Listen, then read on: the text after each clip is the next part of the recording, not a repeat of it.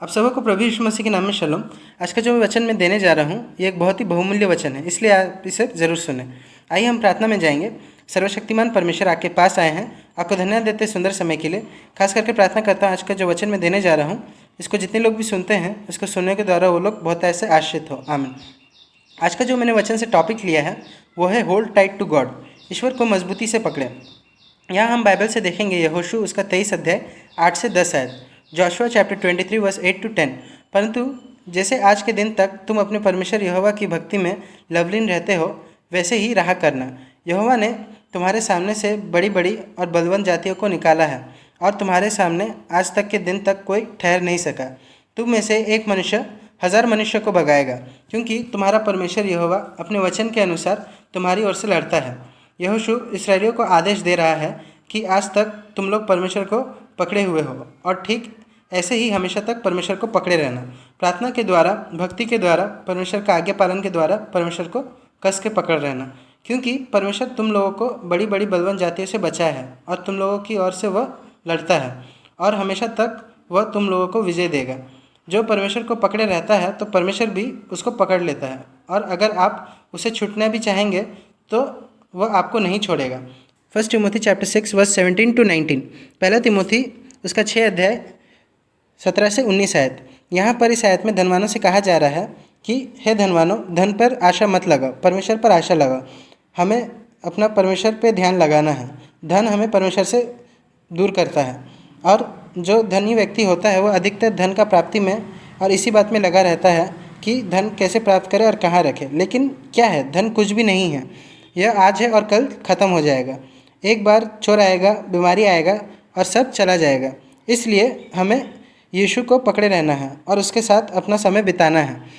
मेरे मसीह में प्यारे भाइयों और बहनों, हम सब जानते हैं कि सुलेमान राजा जो था वो कितना बुद्धिमान था, और वो परमेश्वर उसको बुद्धिमान बनाया था और वो बुद्धिमानी से अपना प्रजा का न्याय करता था।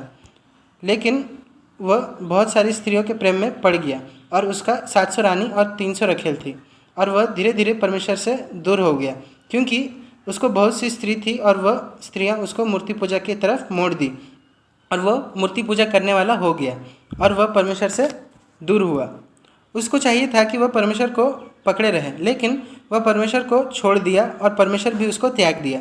हम जानते हैं कि सैमसन के बारे में परमेश्वर उसको जन्म से पहले ही, जब वह अपना माँ का गर्भ में था तभी उसको चुन लिया था, और वह जन्म से ही परमेश्वर का नाज़िर था। परमेश्वर उसके साथ साथ था और परमेश्वर का आत्मा उस पर था। उसके पास बहुत ही बल था, पर वह धीरे धीरे स्त्री के मोह में पड़ गया और अपना ध्यान वह स्त्री की ओर लगाया, और वह उस स्त्री के चलते उसका अभिषेक को खोद गया और परमेश्वर का आत्मा उसको छोड़ दिया और परमेश्वर का आत्मा उसके पास से चला गया। सैमसन को चाहिए था कि परमेश्वर को पकड़े रहना, लेकिन वह परमेश्वर को छोड़ दिया और उसका शत्रु उसको पूरी तरह से बर्बाद कर दिया। फिर हम देखेंगे अय्यूब उसका 2 अध्याय 9 आयत में, जोब चैप्टर 2 वर्स 9। तब उसकी स्त्री उससे कहने लगी, क्या तू अभी भी अपनी खराई पर बना है? परमेश्वर की निंदा कर और चाहे तो मर जा। इस आयत में हम देखते हैं कि अय्यूब की पत्नी अय्यूब को परमेश्वर से दूर होने के लिए कह रही है।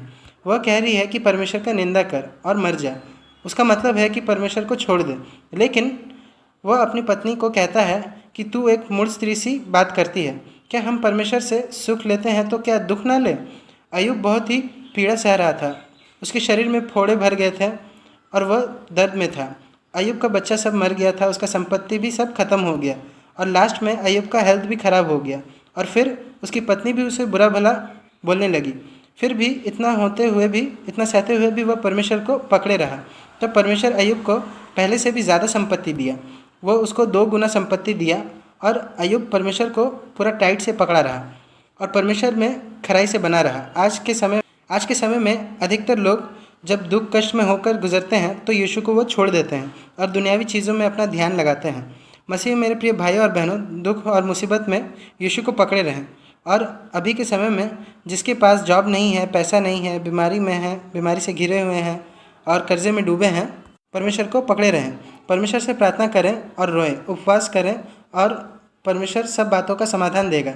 जब तक समाधान नहीं मिलता है तब तक प्रार्थना करते रहें, और परमेश्वर आप सबको आशीष दे। यदि आप हमारे इस वीडियो को पहली बार देख रहे हैं तो आप इसे सब्सक्राइब ज़रूर करें, ताकि मेरी हर वीडियो आप तक सबसे आसानी से पहले तक पहुंच सके। God bless you all. Thank you.